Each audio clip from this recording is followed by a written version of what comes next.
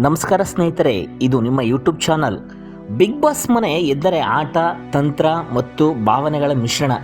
ಆದರೆ ಈ ವಾರ ಚೈತ್ರ ಕುಂದಾಪುರ್ ಅವರ ವರ್ತನೆ ದೊಡ್ಡ ಚರ್ಚೆಗೆ ಕಾರಣವಾಗಿದೆ. ಚೈತ್ರ ಕುಂದಾಪುರ್ ಎರಡನೇ ಬಾರಿ ಬಿಗ್ ಬಾಸ್ ಮನೆಗೆ ಪ್ರವೇಶಿಸಿದ್ದಾರೆ. ಮೊದಲು ಅತಿಥಿಯಾಗಿ ಬಂದ ಅವರು ನಂತರ ಸ್ಪರ್ಧಿಯಾಗಿ ದೊಡ್ಡ ಮನೆ ಸೇರಿದರು.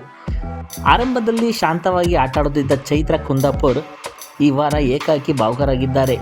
ಆಟದ ವೇಳೆ ರಜತ್ ಅವರು ಚೈತ್ರ ಅವರನ್ನು ಸುಳ್ಳಿ ಎಂದು ಕರೆದರು. ಈ ಮಾತು ಚೈತ್ರಳಿಗೆ ಭಾರಿ ಬೇಸರ ತಂದಿದೆ. ಅವರು ದೇವರ ಮುಂದೆ ಕುಳಿತು ಕಣ್ಣೀರು ಹಾಕಿದ್ದಾರೆ, ಕುಂಕುಮವನ್ನು ಹಣೆಗೆ ಹಚ್ಚಿಕೊಂಡಿದ್ದಾರೆ. ಆದರೆ ಇಲ್ಲಿ ಶುರುವಾಗುತ್ತದೆ ನಿಜವಾದ ಚರ್ಚೆ. ವೈರಲ್ ಆಗಿರುವ ವಿಡಿಯೋಗಳಲ್ಲಿ ಕುಂಕುಮ ಹಚ್ಚಿಕೊಳ್ಳುವ ವೇಳೆ ಚೈತ್ರ ಗಿಲ್ಲಿ ಮತ್ತು ರಜತ್ ಕಡೆ ನೋಡುತ್ತಾರೆ.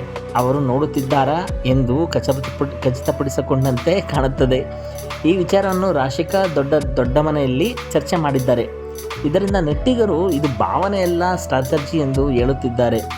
ಕಳೆದ ಸೀಸನ್ನಲ್ಲೂ ಇದೇ ರೀತಿಯ ಕಣ್ಣೀರು, ಇದೇ ದೇವರ ಮುಂದೆ ಭಾವನಾ ದೃಶ್ಯಗಳನ್ನು ನಾವು ನೋಡಿದ್ದೇವೆ. ಹಾಗಾದರೆ ಈ ಬಾರಿ ಇದು ನಿಜನಾ ಅಥವಾ ಹಳೆಯ ಆಟದ ರಿಪೀಟಾ? ನಿಮ್ಮ ಅಭಿಪ್ರಾಯಗಳನ್ನು ಕಾಮೆಂಟ್ನಲ್ಲಿ ತಿಳಿಸಿ. ಇನ್ನಷ್ಟು ಬಿಗ್ ಬಾಸ್ ಅಪ್ಡೇಟ್ಗಾಗಿ ನಮ್ಮ ಚಾನಲನ್ನು ಸಬ್ಸ್ಕ್ರೈಬ್ ಮಾಡಿ, ಲೈಕ್ ಮಾಡಿ, ಶೇರ್ ಮಾಡಿ. ನಮಸ್ಕಾರ ಸ್ನೇಹಿತರೆ.